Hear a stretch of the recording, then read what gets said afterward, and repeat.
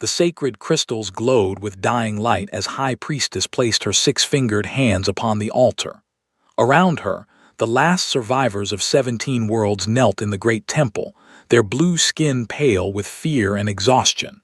Through the massive windows, they could see the dark shapes moving between the stars. The swarm had found them again. Closed her large, silver eyes and began the ancient words.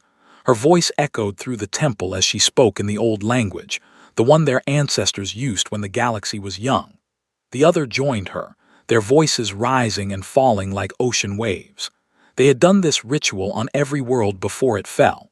They had prayed on as the bioships descended. They had begged the gods on new sanctuary as the swarm consumed their children. They had called out on havens, rest as their cities melted under alien hunger. But this time was different. This was their home world, the last place left to run. There would be no evacuation ships this time, no desperate flight to another star. They had herded them here like animals, destroying every colony and outpost until only Prime remained. The swarm moved slowly, feeding on the dead worlds behind them, growing stronger with each meal. The crystals on the altar began to crack. These were the last ones, the final pieces of their most sacred artifacts. For 1,000 generations, they had believed these crystals could reach across space to call the eternal guardians. The legends spoke of beings of pure light who had protected the galaxy long ago, before they had even learned to look at the stars. Great guardians who dwell beyond the veil of space, spoke, her voice growing stronger. We call to you in our darkest hour. The devourers have come and we cannot fight them. Our weapons do nothing. Our shields fail. Our people die screaming as their bodies are dissolved and consumed. The temple shook as something massive moved outside. Through the windows, they could see a bioship sliding through the upper atmosphere. It looked like a living thing, all curves and organic growth. Its surface pulsed with veins that glowed sickly green. Acid dripped from its underside, burning the air itself. The younger whimpered, but did not stop. She pressed her hands harder against the crystals, feeling their power flowing into the ancient transmitter beneath the altar. The device had been built by their ancestors, designed to send messages across impossible distances using technology they barely understood anymore. We have tried to live in peace, she continued. We have harmed no one. We seek only to exist, to raise our young, to sing the old songs under our 3 moons. But the swarm cares nothing for peace. They see only food. They turn our people into nutrients for their endless hunger. The crystals began to sing, a high, clear note that made the air itself vibrate. The sound was beautiful and terrible, like the last song of a dying star. Every in the temple felt it in their bones, in their blood, in their souls. This was their final prayer, sent out into the darkness with the last of their sacred power. Outside, more bioships arrived. They moved like fish through water, their bodies twisting and flowing as they descended toward the surface. The military had tried to fight them at the outer moons.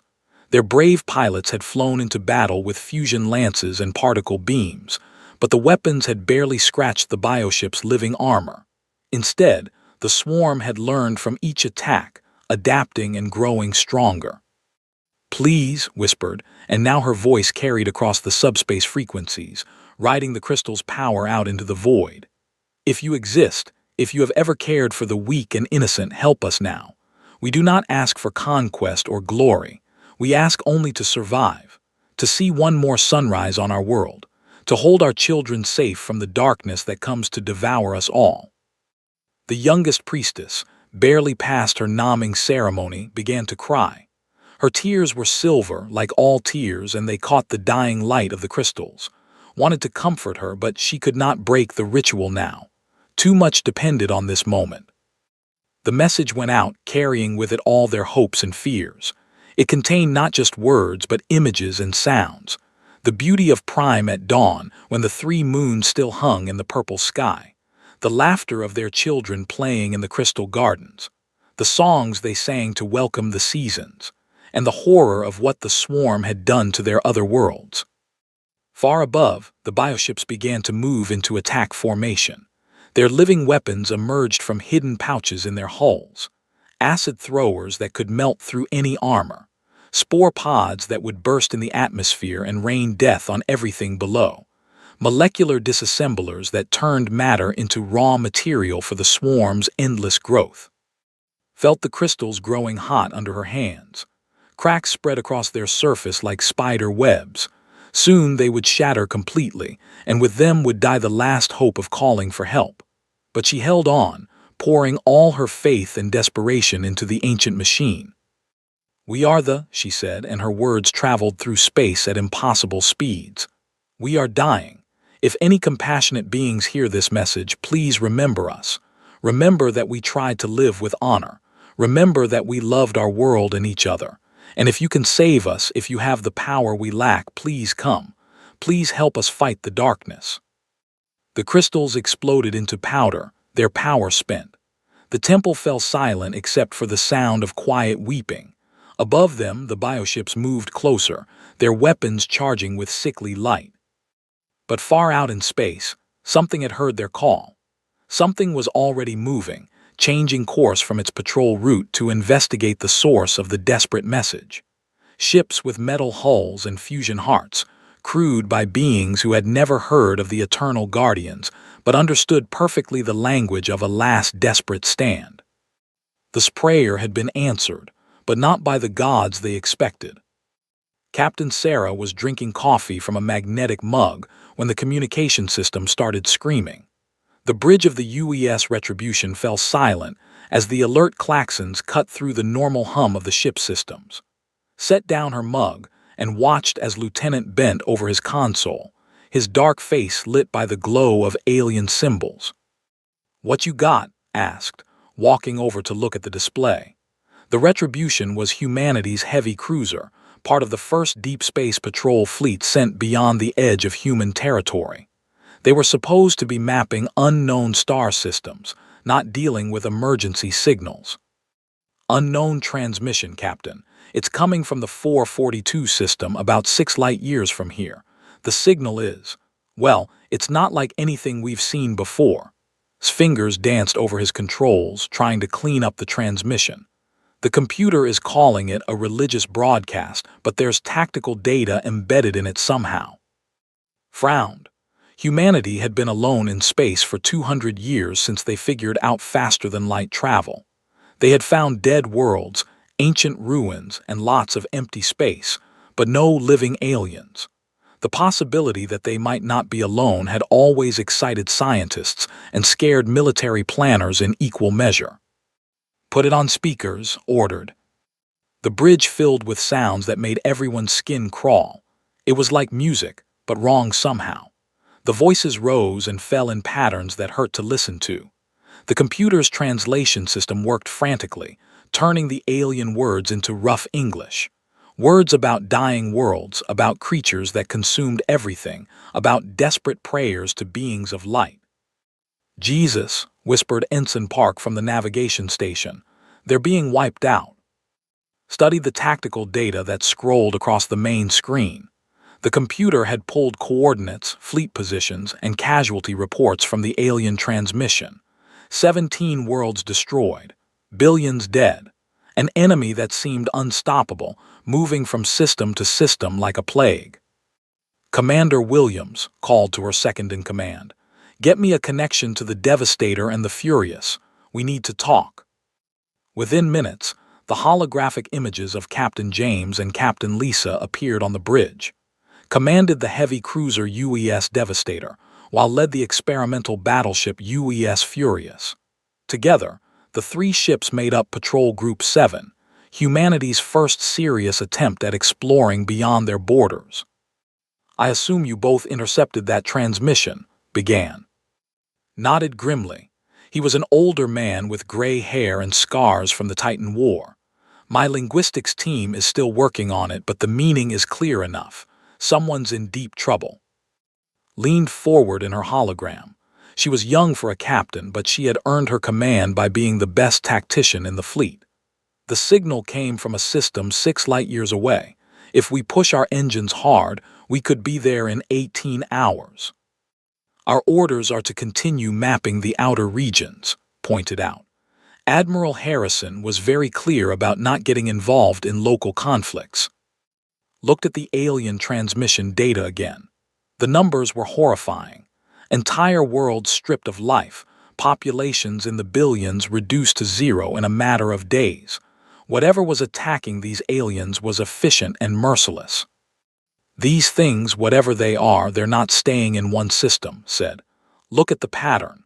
They're moving outward, consuming everything in their path. If we ignore this, we might be dealing with them on our doorstep in a few years.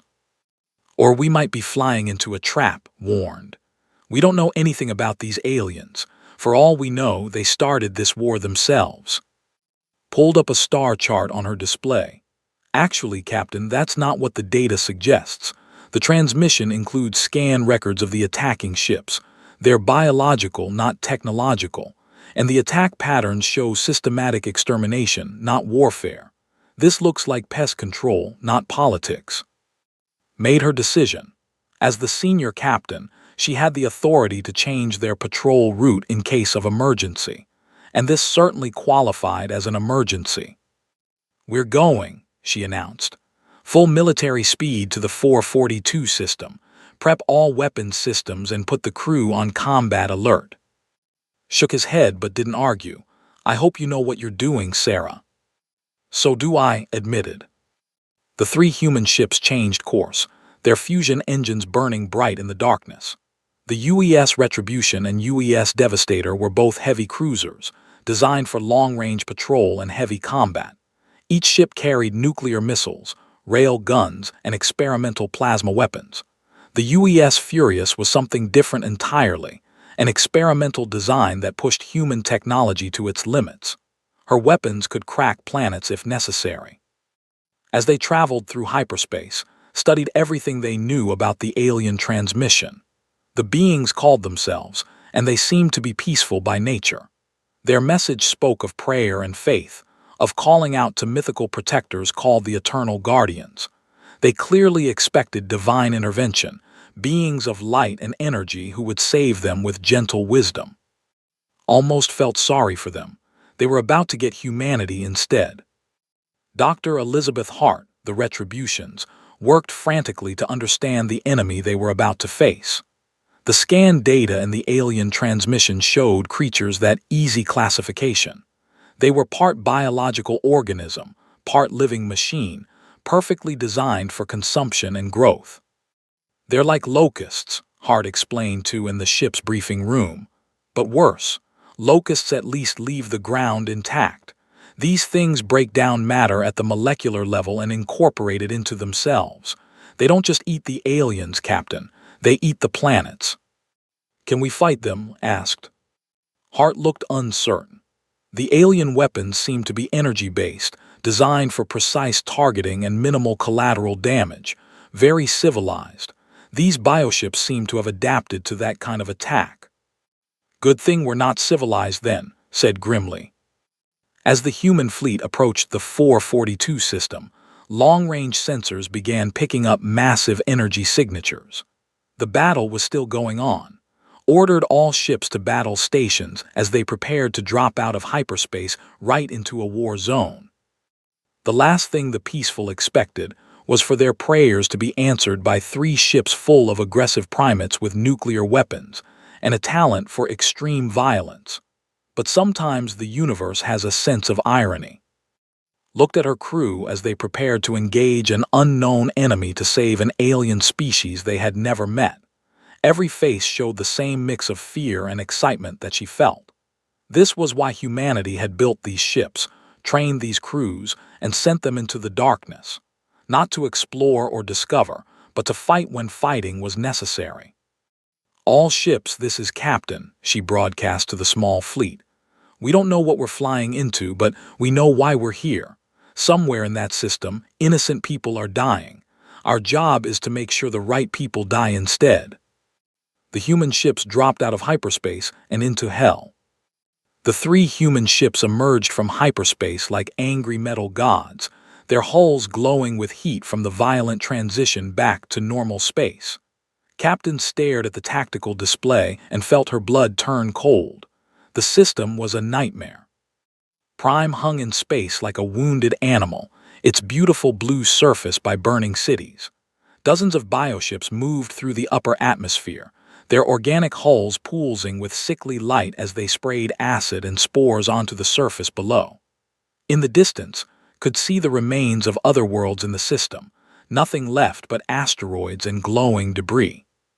"My God," whispered Lieutenant, "how many of them are there?" Counted the contacts on her screen. 67 bioships, ranging from small fighters the size of shuttles to massive capital ships that looked like flying mountains. Each one was alive, breathing, growing. She could see them repairing damage in real time, their organic hulls flowing like liquid to seal wounds. "Captain," called out Commander Williams from the weapons station. "The bioships have detected us. They're moving to intercept." On the main screen, watched as a dozen of the alien vessels turned away from the planet and began accelerating toward the human fleet. They moved unlike any ship she had ever seen, flowing through space like sea creatures swimming through water. Their weapons were already emerging from hidden chambers in their hulls. In the great temple on Prime, High Priestess felt her heart stop beating as the sensor readings reached her screens. The temple's ancient instruments could barely comprehend what they were detecting. These new ships gave off energy signatures that burned like tiny stars. Their hulls were made of crude metal and ceramic, spewing radiation and heat into space with no regard for efficiency or elegance. "Priestess," called out one of her assistants, his voice shaking with confusion. "The new ships, they're not what the prophecies described. There is no light, no divine energy. They burn with the fire of destruction itself." Stared at the readings.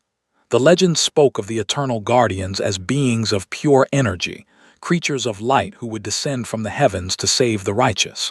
But these ships were clearly built by beings of matter, crude and violent and alive with dangerous purpose. "Perhaps," she said quietly, "we called to the wrong gods." Captain opened communications on all frequencies, hoping the aliens could understand her words. "Unknown ships attacking Prime. This is Captain Sarah of the United Earth Ship Retribution. You will cease your attack and withdraw immediately, or we will open fire." The bioships responded by launching a barrage of living missiles. Watched in disgust as the projectiles moved through space, their surfaces writhing and pulsing. Each one was a living creature, bred for the sole purpose of destruction. "So much for diplomacy," muttered. "All ships weapons-free. Let's show these things what real predators look like."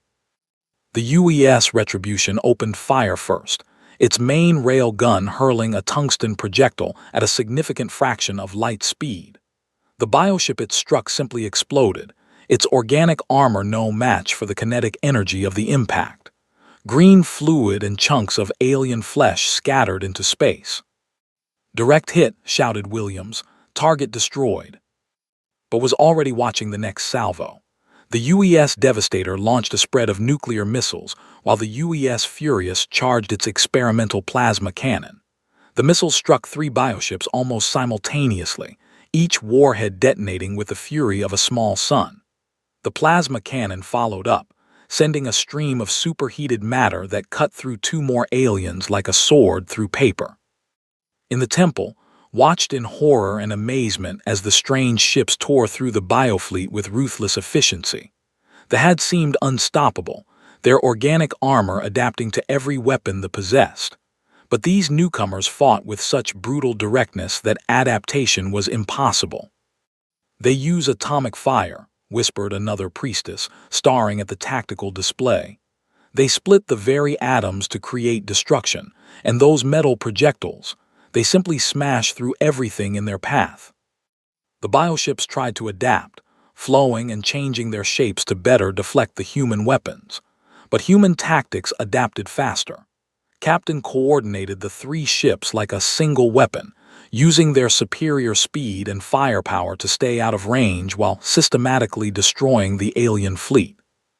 They began using new tactics, launching clouds of spores that could eat through metal and releasing acid sprays that could dissolve armor. But the human ships were designed for war in the most hostile environment imaginable. Their hulls were layered with radiation shielding, heat-resistant ceramics, and emergency repair systems. The alien biological weapons simply couldn't penetrate their defenses fast enough. Watched as a massive bioship, easily 3 times the size of her cruiser, tried to ram the Retribution. She ordered evasive maneuvers while Williams targeted the creature's brain cluster with their secondary weapons. Railgun slugs punched through the alien's neural tissue, and the massive ship went limp, drifting helplessly as its body died around its crew. Captain called out, "I'm detecting more bioships approaching from the outer system. Looks like reinforcements." Smiled grimly.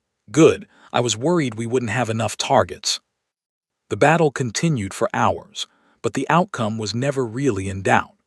They had evolved to fight civilized species that valued precision and efficiency over raw destructive power. They had never encountered anything like humanity, a species that had learned warfare in an environment so hostile that violence was simply another tool for survival. Where they used elegant energy weapons that targeted specific systems, humans used nuclear warheads that simply vaporized everything in their blast radius. Where the aliens employed careful tactical maneuvers, humans coordinated like a pack of wolves, using speed and aggression to overwhelm their prey. By the time the sun set on Prime, the space around the planet was filled with debris from destroyed bioships.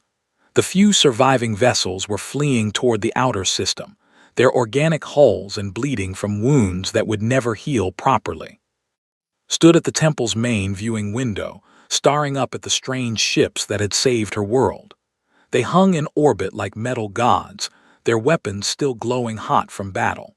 She could see damage on their hulls from the fighting, but they had won decisively against an enemy that had destroyed 17 worlds. "They fight like demons," said the young priestess beside her, her voice filled with fear and wonder. "Yes," agreed, "but they are our demons now." Captain opened a communication channel to the planet below. Her translation software had been working on the alien language during the battle, and now she could speak directly to the survivors. "People," she said, her words transmitted to every receiver on the planet. "This is Captain. The immediate threat has been neutralized, but there are more of these creatures out there. We're going to need to discuss what comes next." Down in the temple activated her own transmitter. "Unknown saviors," she replied, "we thank you for your intervention, but we must ask, who are you? The prophecies spoke of beings of light, but you fight with fire and metal." Looked out at the wounded planet below. "We're humans," she said simply, "and we don't know anything about your prophecies. We just heard someone calling for help." The admission sent a chill through the temple. These beings had not come because of ancient promises or divine mandate.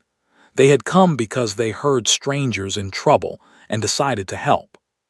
In some ways, that was even more terrifying than facing gods. High Priestess had not slept in 3 days. She sat in her private chamber deep within the temple, studying the data her sensors had collected during the battle. The more she learned about these humans, the more disturbed she became. The recordings showed everything. How the human ships had moved during combat, coordinating their attacks with machine precision. How their weapons had torn through bioship armor that had seemed indestructible. How their crews had reacted to the violence, not with the horror and disgust that any civilized being would feel, but with something that could only be described as satisfaction. A soft chime announced a visitor. Looked up to see Scholar and the eldest of their surviving academics. His usually perfect robes were stained with ash from the burning cities, and his large eyes were filled with questions she was not sure she wanted to answer. "Priestess," he said, bowing formally, "I have completed my analysis of the human transmissions. The results are troubling." Gestured for him to sit. "Tell me," and activated a small holographic projector, filling the air between them with images and data. Their language patterns suggest a species that has evolved in a state of constant conflict. They have over 300 different words for types of combat, but only a dozen for concepts of peace. Their ship designs are entirely focused on warfare, with minimal consideration for comfort or aesthetics. The hologram showed technical diagrams of the human vessels, could see the brutal efficiency in every line, where ships were graceful curves designed to work in harmony with natural forces. Human ships were angular weapons built to impose their will through violence. But that is not the most concerning discovery, and continued. I have been monitoring their communications since the battle. Priestess, they are not planning to leave. Felt her blood grow cold. What do you mean? They are calling for reinforcements. More ships, more weapons. They speak of tracking to their source and eliminating them completely. The word eliminating carried dark implications in the language. It was a concept their peaceful culture barely understood. The complete destruction of an entire species, not for resources or territory, but simply to ensure they could never harm anyone again. They cannot mean genocide, said, though her voice lacked conviction. Anne's expression was grim.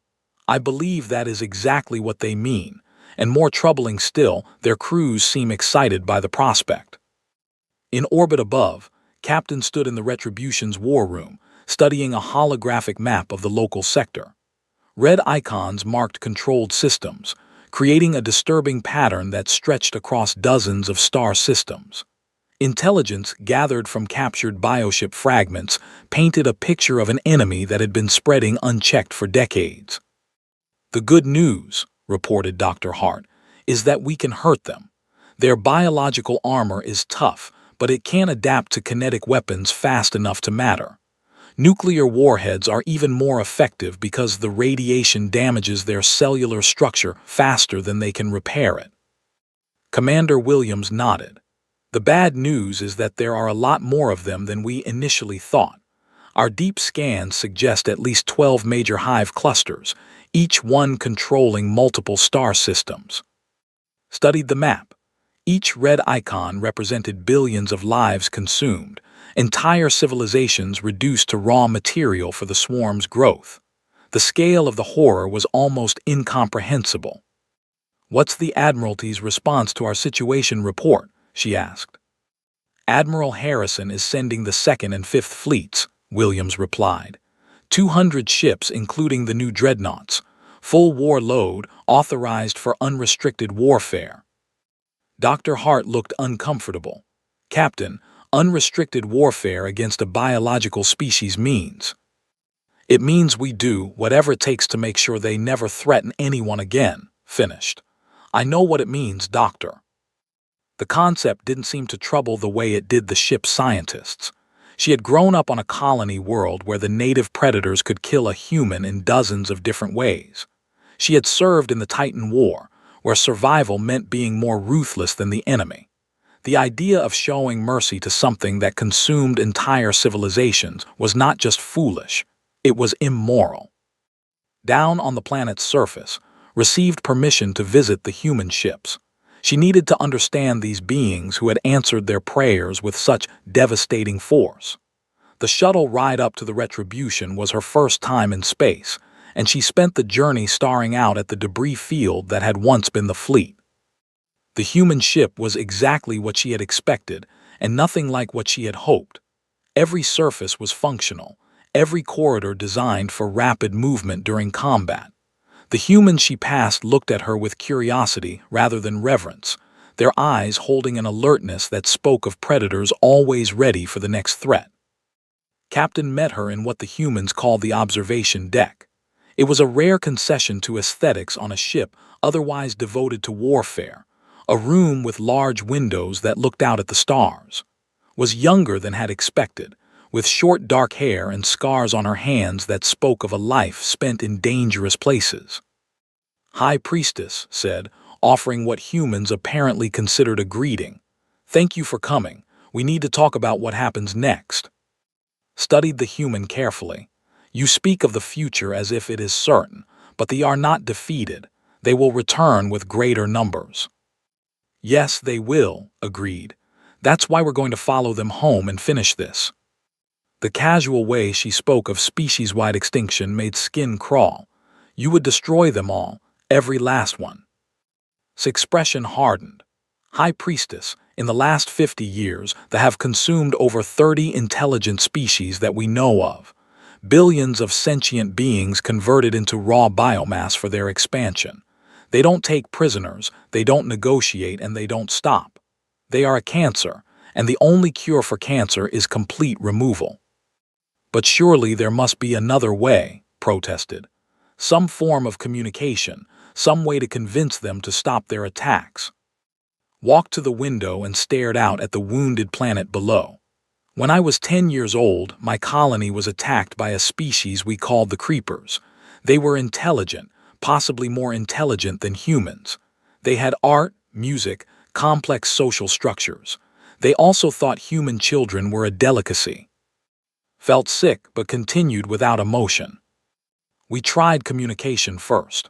We offered them trade, territory, anything they wanted if they would just stop eating our kids. You know what they said? They said human fear improved the flavor, so they would keep hunting us because it made the meat taste better. The human captain turned back too, and her eyes held no mercy at all. We killed them all, every last one. And you know what? The galaxy became a better place. Sometimes, High Priestess, the universe produces something so evil that the only moral response is complete eradication. Stared at this being who spoke of genocide as a moral necessity. Your people, what kind of creatures are you? Smiled, but there was no warmth in it. We're the kind of creatures that other predators have nightmares about. We're the monsters that monsters fear. And right now, that's exactly what the galaxy needs. As if to emphasize her words, alarms began sounding throughout the ship. The reinforcements had arrived, and they had brought friends. Dozens of new bioships dropped out of hyperspace, their hulls bristling with weapons and their holds full of death. Smile widened. Right on schedule. High Priestess, you might want to find somewhere safe to watch this. You're about to see what happens when humanity decides something needs to die. Admiral Wei stared at the swirling red nebula that filled the main of the UES Apocalypse. The massive dreadnought hung in space like a metal cathedral, its hull bristling with weapons that could crack moons. Around it, 200 human warships waited in perfect formation, their crews ready for the final battle of a war that had lasted only 3 months but felt like a lifetime. Final scan results are in, reported Captain from the bridge of his flagship. We're looking at the primary breeding facility. Estimated bioship count is over 800 vessels, plus the spawning platforms that have been producing them for the last century. High Priestess stood on the observation deck of the Retribution, watching the human fleet prepare for what they called pest control. She had insisted on witnessing this final battle, though she was no longer sure why.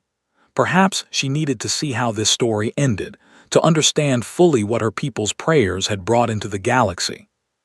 The humans had spent the last months tracking the across space, following the trail of consumed worlds back to its source.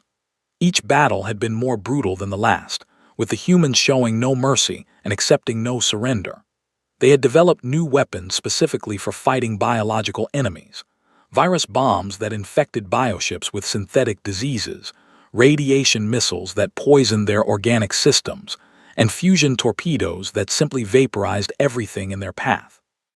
High Priestess, said Admiral's voice over the communicator, this is your last chance to reconsider.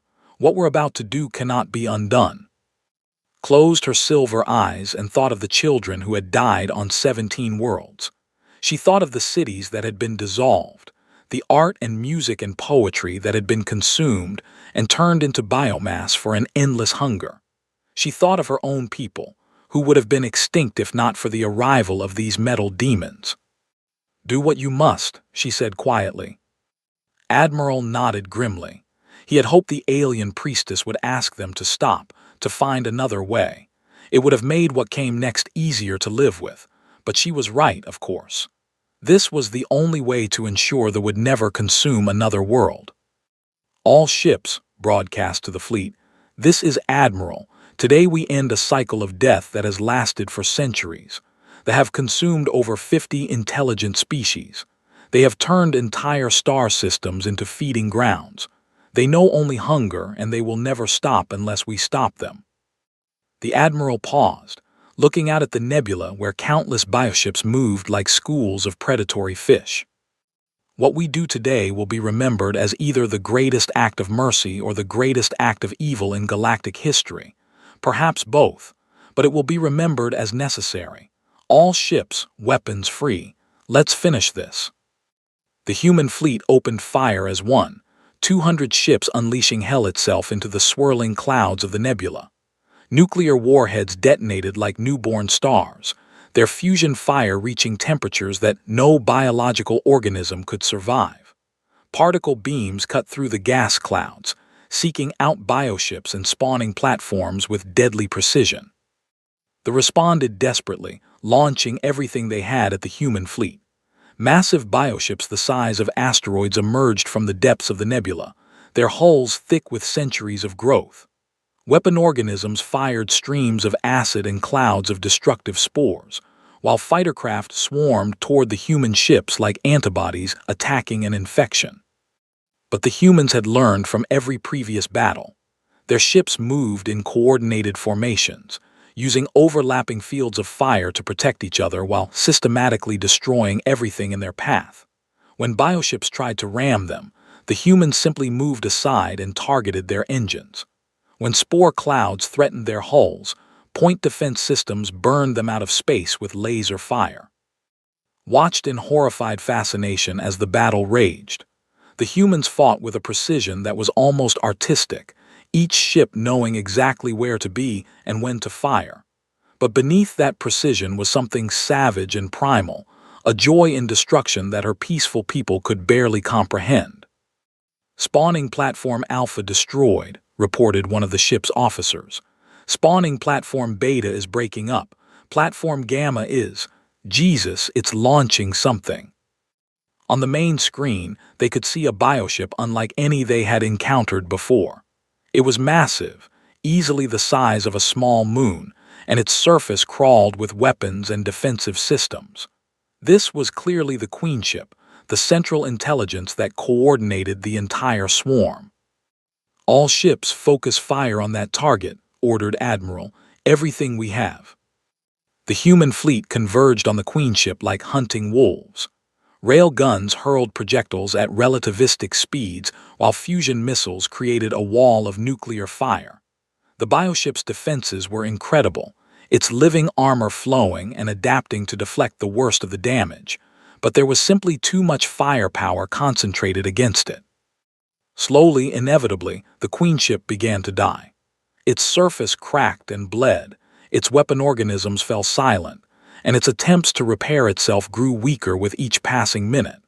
But even as it died, it continued to birth new bioships, launching them from hidden chambers in its hull in a final, desperate attempt to save its species. Captain watched from the Retribution's bridge as the last of the spawning platforms exploded.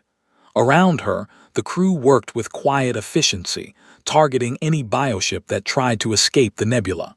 There would be no survivors today. There could be no survivors. "Captain," called out Lieutenant, "long-range sensors are detecting bioships trying to flee toward the outer system. Should we pursue?" His voice was ice cold. "No survivors, hunt them down." The battle lasted 18 hours.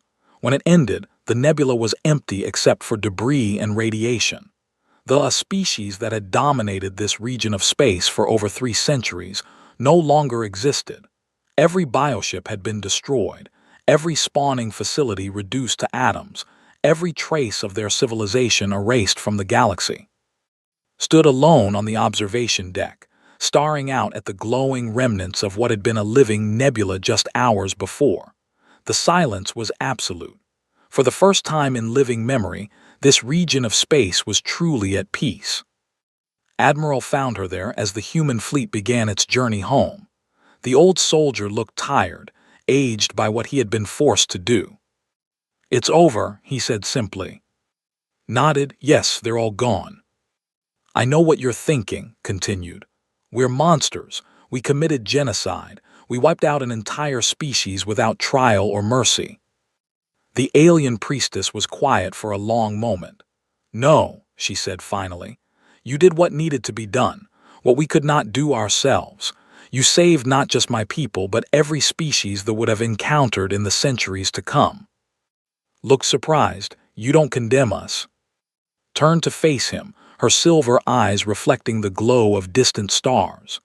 Admiral, we prayed to the gods for salvation. We expected beings of light to descend from heaven and save us with divine wisdom. Instead, we got you. She paused, choosing her words carefully. You are not gods. You are something else entirely. You are willing to do evil so that good may survive. You will damn your own souls to save strangers. You are not the heroes of this story, Admiral. You are something far more valuable. What's that? Asked. Smiled sadly. You are the monsters that keep other monsters in check, the demons who fight so that others may live in the light, the necessary evil that makes good possible. As the human fleet departed the dead nebula, leaving behind only silence and ashes, understood at last what her people's prayers had summoned. Not saviors, but guardians. Not gods, but something infinitely more reliable. Humanity had answered their call not because they were commanded by prophecy or driven by divine mandate, but because they had heard strangers in trouble and decided to help, even knowing the cost, even knowing they would be forever marked by what they had to do. In the end, perhaps that was more terrifying than facing gods. Gods might abandon you if you disappointed them, but humans, once they decided you were worth protecting, would follow you into hell itself. And sometimes, hell was exactly where you needed them to go.